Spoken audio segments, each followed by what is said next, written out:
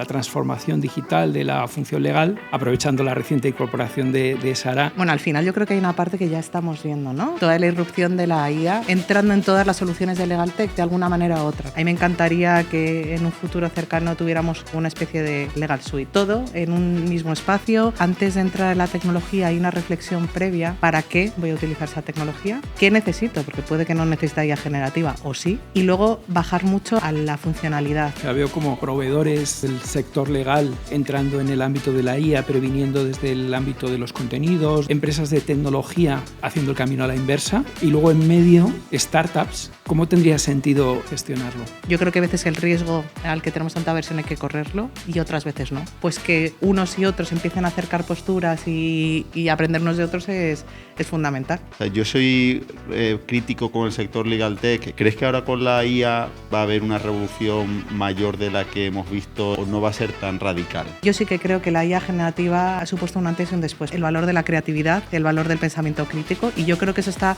llegando ya a los despachos. Pues bienvenidos a una nueva sesión de los podcasts de Pere Llorca, donde en esta ocasión pues vamos a estar charlando Sara Molina, Andy Ramos y yo, Raúl Rubio, sobre aspectos relacionados con la transformación digital de la función legal y con la tecnología también aplicada al ámbito legal, aprovechando la reciente incorporación de Sara y el foco especial que tiene en estos temas. Entonces, voy a comenzar, digamos, con una pregunta un poco transversal y hacia Sara. Voy a empezar diciendo una cosa que me hace muchísima ilusión estar con vosotros dos aquí. Qué porque bueno. Aunque el otro día ya hablamos sobre la parte de incorporación, para mí sois lo mejor que en la firma y creo que vamos a hacer cosas súper chulas. Así que yo creo que por lo menos nos lo vamos a pasar muy bien. Estamos aquí para divertirnos, yo creo. Y yo creo que vamos a romper el juguete jugando. O sea, que eso está bien.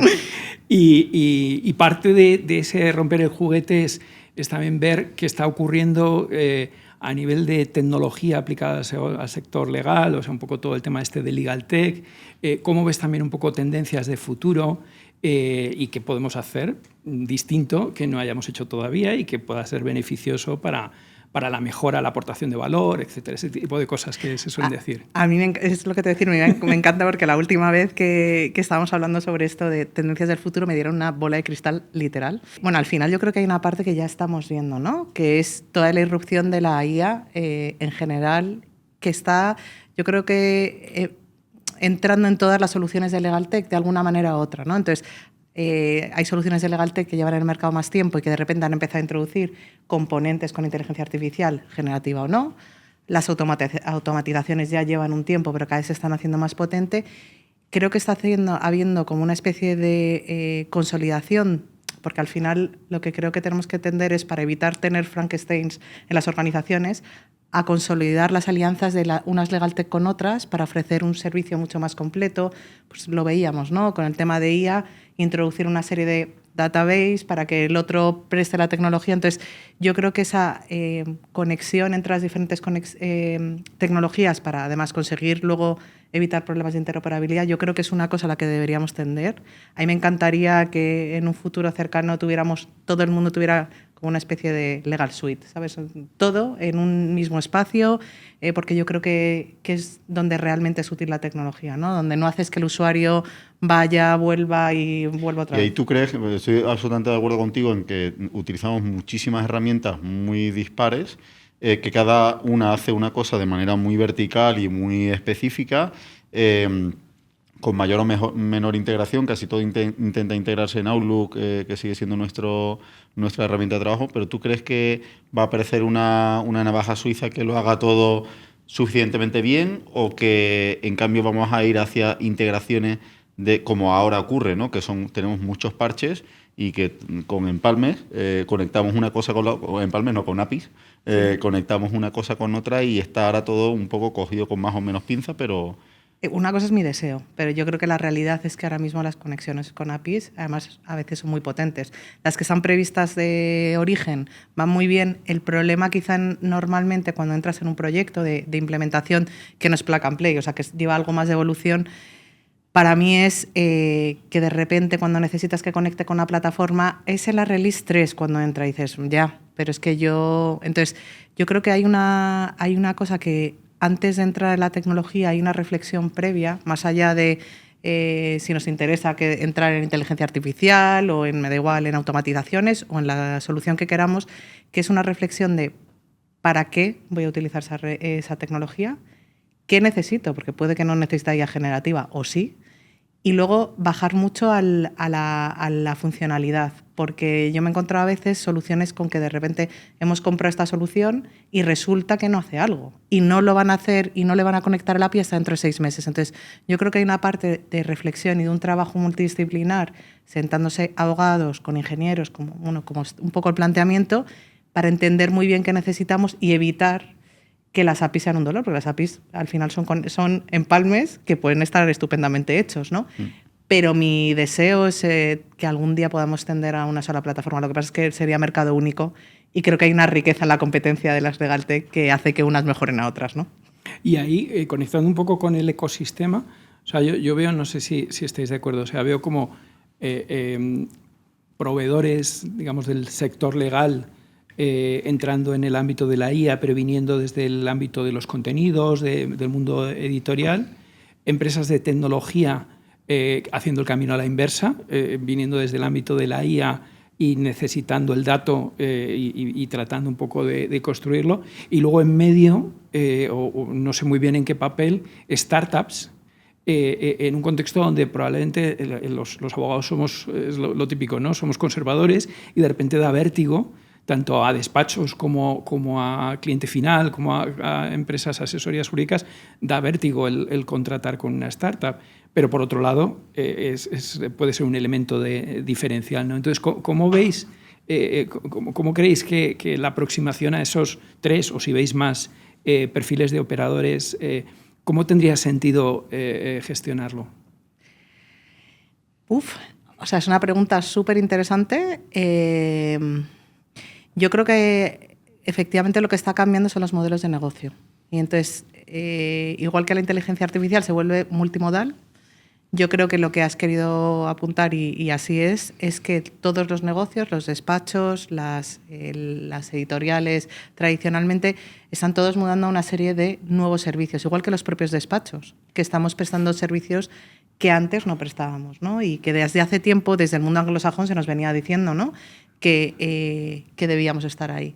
Entonces, yo creo que en esta yo creo que el posible equilibrio entre las startups y los desarrollos de Legaltech no es fácil. Sí que creo que en temas o en casos de uso que sean muy core o muy importantes para una organización, entrar con startup en las manos tiene una parte de riesgo que hay que evaluar, ¿vale? Entonces, yo creo que a veces el riesgo al que tenemos tanta aversión hay que correrlo y otras veces no.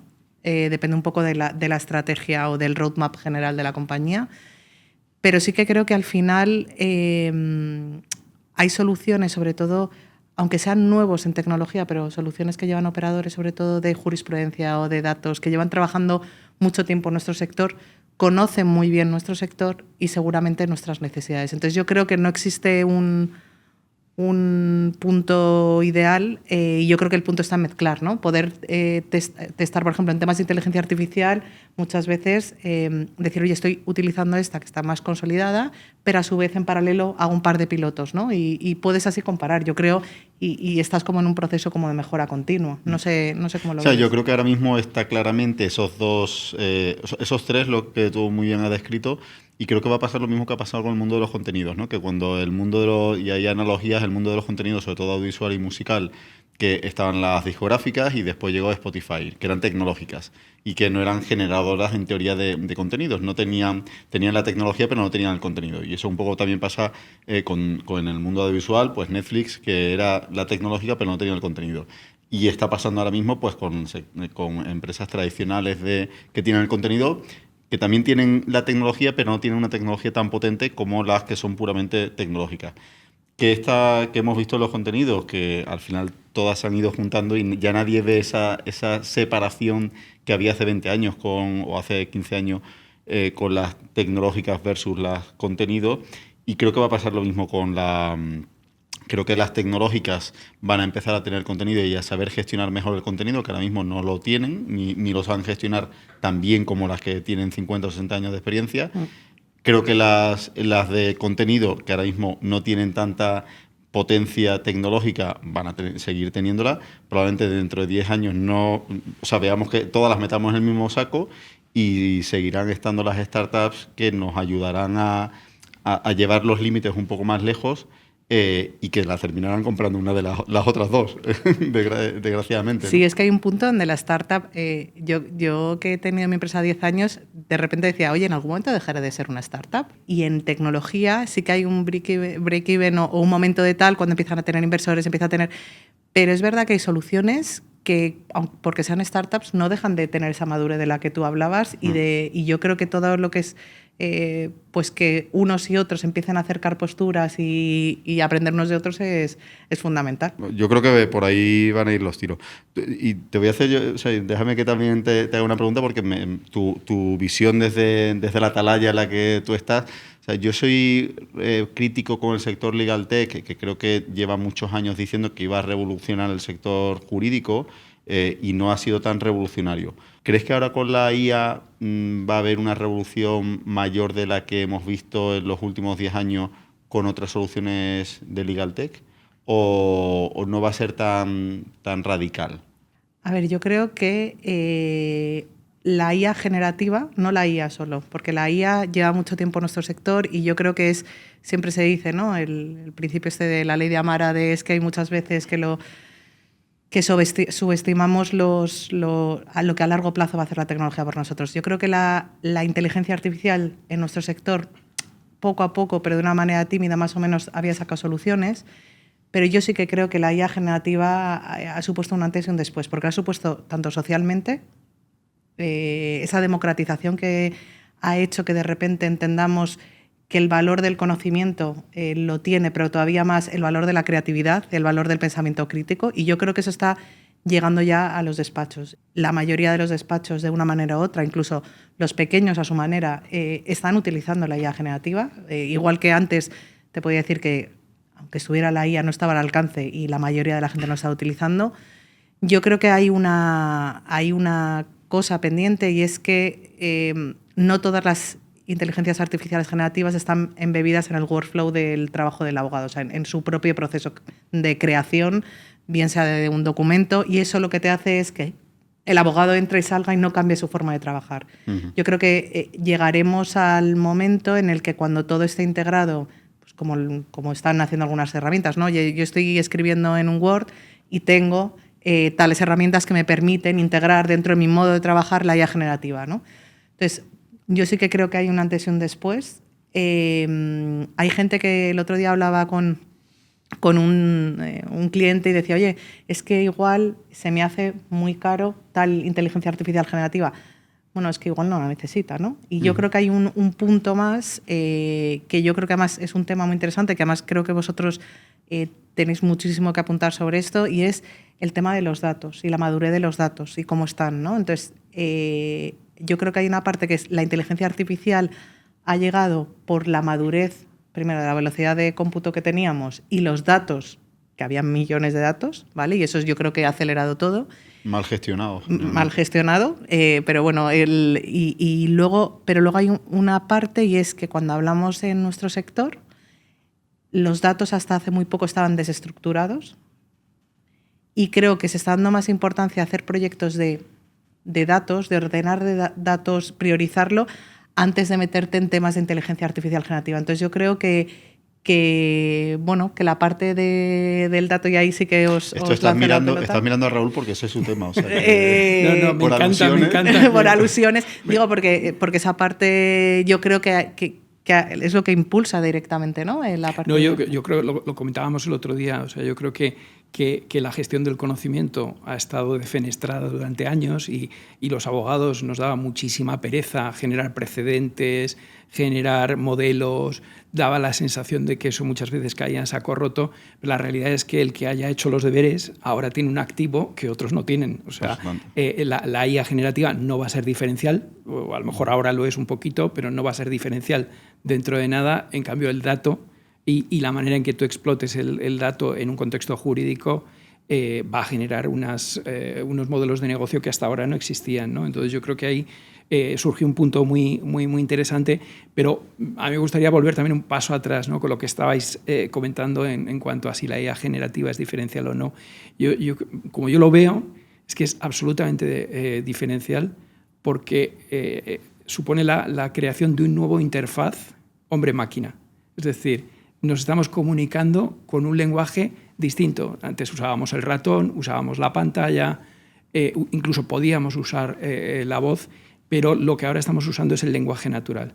Entonces, esto para contextos donde la gestión del cambio es complicada, como en el mundo jurídico, donde no necesariamente a todos nos gusta la tecnología, lo que hace la IA generativa o los modelos de lenguaje es democratizar el acceso a la tecnología porque el interfaz es tu propio modelo de comunicación tradicional. Entonces yo sí que creo que sobre esa interfaz se van en los próximos años a montar un montón de servicios que antes tenían una barrera de entrada, que era entender cómo funcionaba la tecnología, y que esa barrera se rompe radicalmente cuando el lenguaje natural es el interfaz. Entonces yo creo que esto, volviendo un poco al ámbito del derecho y de la aportación de valor, pues nos coloca en un reto muy interesante, pero también unas capacidades que no teníamos hasta hace muy poco, ¿no?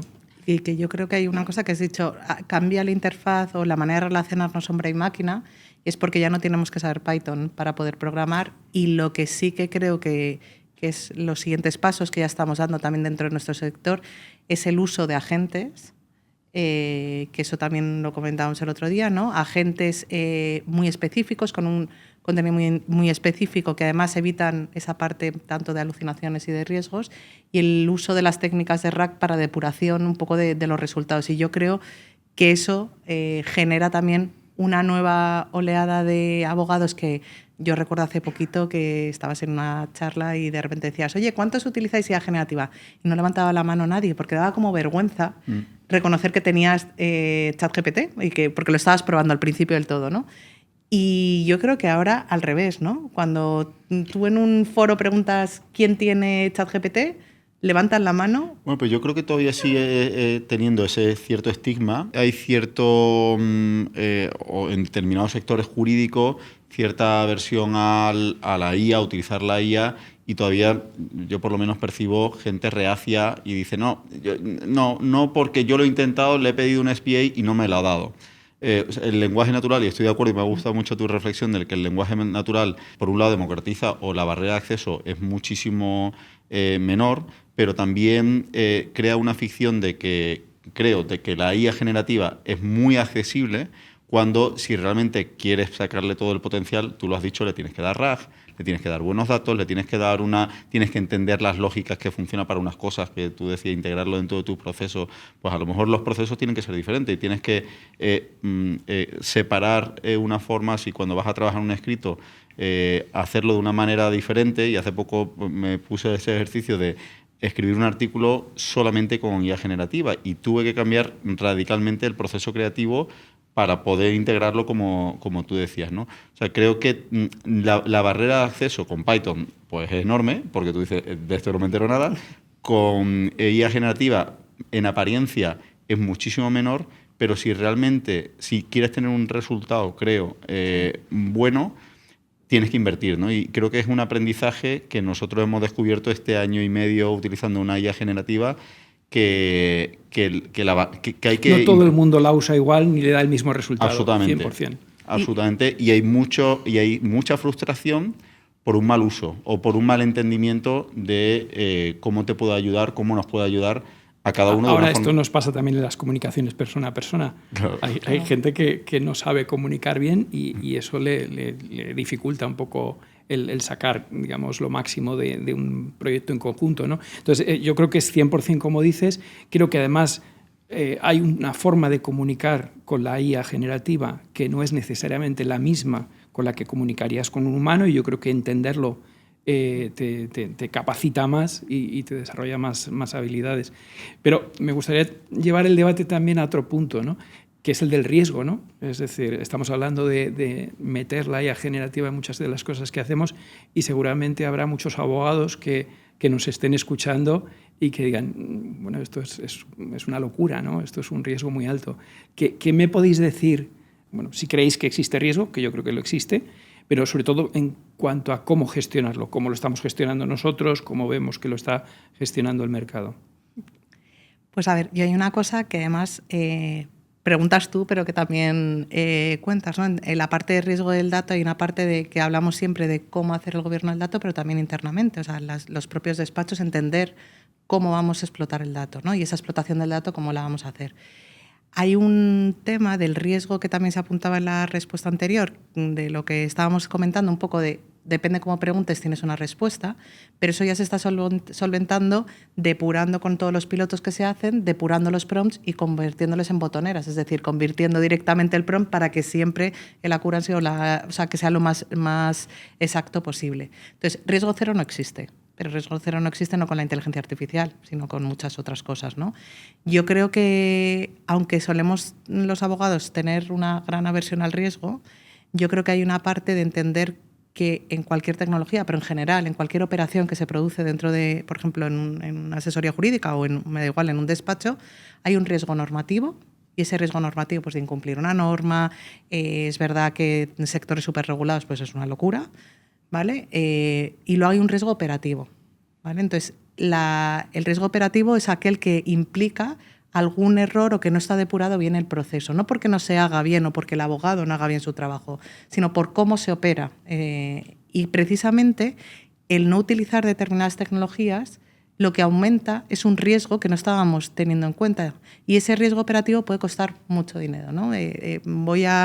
Sin entrar en un caso de inteligencia artificial generativa, aunque se utilizó, estoy pensando en un caso en el que pues las notificaciones públicas de la administración pública entran en un solo buzón, ¿vale?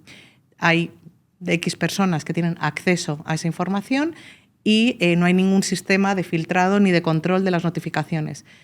Pues si de repente no leemos una notificación, llega una multa de 600.000 euros. Es un ejemplo, ¿no? Entonces, oye, ¿el abogado ha hecho mal su trabajo? No. Pero es que, ¿qué ha pasado? Pues que en la operativa el proceso está pensado para que tengan acceso a la plataforma donde llegan las notificaciones 10 personas y el que ha entrado ha pensado, esto no va conmigo, tan fácil como eso, no se lo ha comunicado al que realmente era responsable y esa notificación se ha perdido.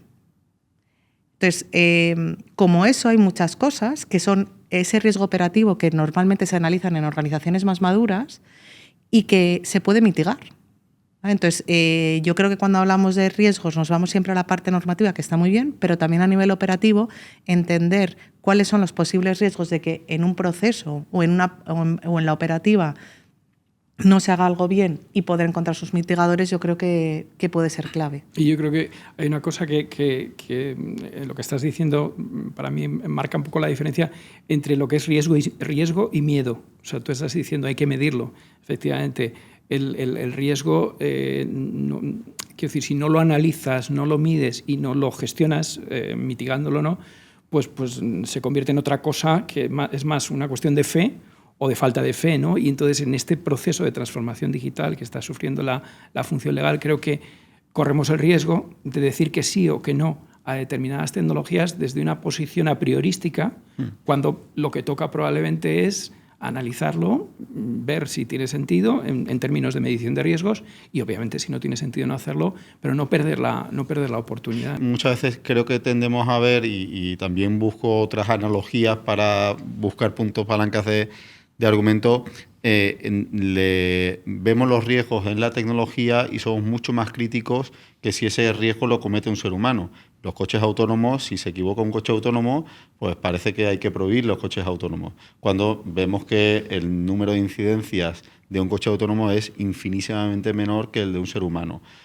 Lo mismo puede ocurrir con la tecnología, con la IA generativa, por circunscribirlo a una IA específica, que puede tener alucinaciones, sí, pero para eso, como tú decías, se pueden establecer medidas de mitigación, como ya se está haciendo, porque hace 3 años era algo cotidiano, algo habitual que una IA generativa se inventase muchas cosas.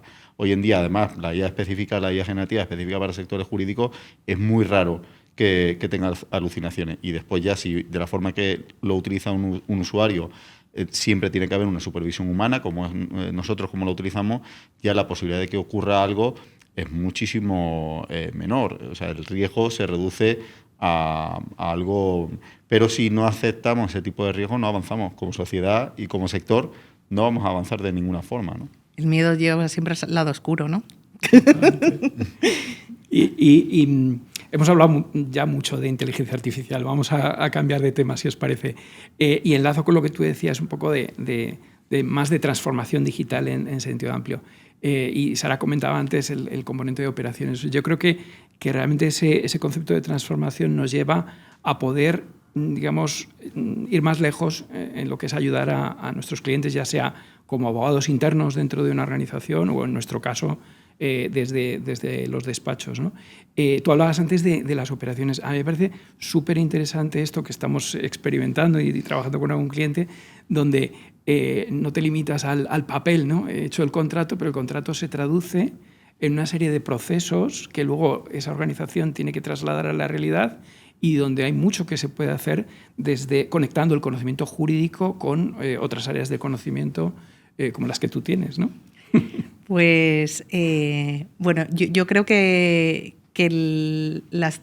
no las tengo yo, las tiene todo el equipo. Yo creo que este tipo de proyectos y este tipo de práctica se necesita tener muchos perfiles imbricados que sean capaces de hacer una lectura, pero desde luego en toda esta parte de operaciones muchas veces al principio, cuando empezaba la parte de transformación, se hablaba mucho de los pilares de procesos, personas y tecnología.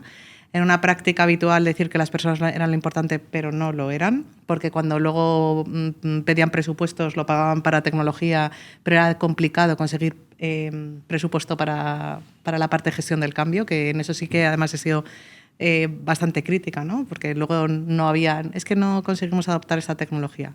Y posteriormente hemos ido avanzando, porque yo creo que he ido madurando poco a poco las operaciones sobre todo en los clientes y también internamente, y eso ha producido que, no en muchos casos, pero ya aparezcan figuras de operaciones. No existen muchas, pero ya en España, en el mundo anglosajón, es una figura normal, y en España cada vez hay más, que de alguna manera son esa cabeza que coordina todas estas patas relacionadas con todo lo que significa el trabajo de un abogado, que no es lo técnico jurídico, ¿no? Entonces, ahí es donde lo que creo que es realmente apasionante y es trabajar con equipos mixtos, ¿no? Si estamos trabajando sobre contratos en un sector financiero, lo interesante y lo que aportamos nosotros como firma, yo creo que es ir de la mano, ¿no? Poder decir, oye, es que tengo al mayor experto en este tema regulatorio y de repente con la nueva ISO que dice que tenemos que simplificar el lenguaje de los contratos, decir, oye, tengo al mayor experto en regulatorio, pero luego tengo una metodología de diseño que me permite rediseñar el contrato, repensarlo y además luego te acompañamos para automatizarlo.